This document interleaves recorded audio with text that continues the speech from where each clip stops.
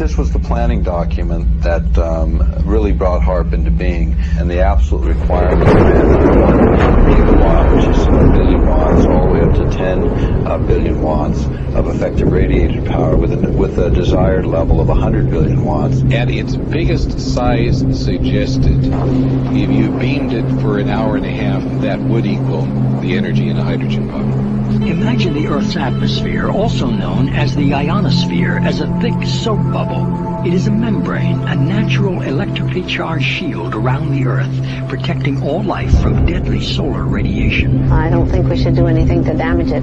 Without the ionosphere, I'd be fried, you'd be fried. All life on Earth would be fried. In 1912, Nikola Tesla, a visionary genius, saw ways to tame the sky, to make the atmosphere glow. He developed alternating current, high-frequency radio technology, and free energy. He experimented with both high and low frequencies and electromagnetic waves. He envisioned altering the weather and creating shields around the Earth to protect us from missiles, and he claimed he knew how to split the Earth in two.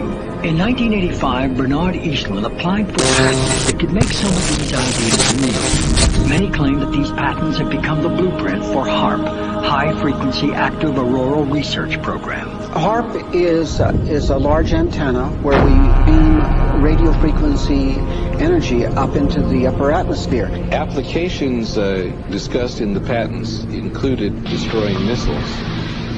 Communications control and disruption were included.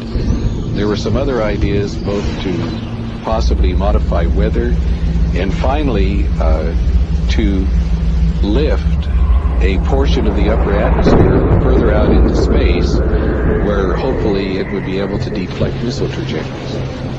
The ionosphere of the Earth has got enormous amount of energy. There are 8,000 thunderstorms going on all over the Earth at any given moment.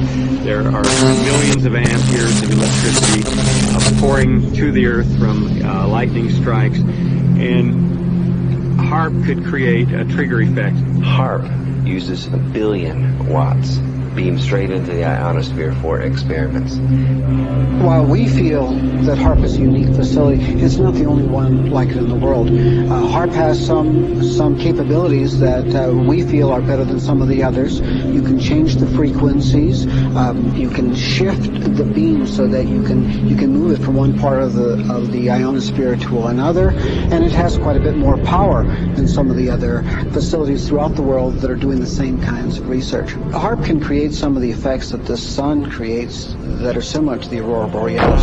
HAARP focuses 3.6 million watts and squeezes it into a 1 billion watt or gigawatt beam. We're squeezing the megawatts into a narrow beam, then in a very tiny area you can create what's called an effective gigawatt. The Earth is a web of interconnections. How do we know what we're doing when we blast the upper atmosphere with a huge amount of energy? In certain applications, the military acknowledges that it can literally lift the ionosphere, and what they say is it's not a problem, yet when you lift the ionosphere up, the lower atmosphere rushes in and fills that void, which changes localized weather patterns. As they acknowledge in their papers when they say, we don't know what'll happen when we push it to the next level of effects.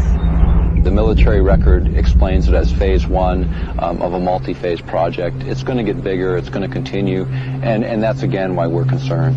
There's always a limit to everything, although we don't know exactly where that limit is.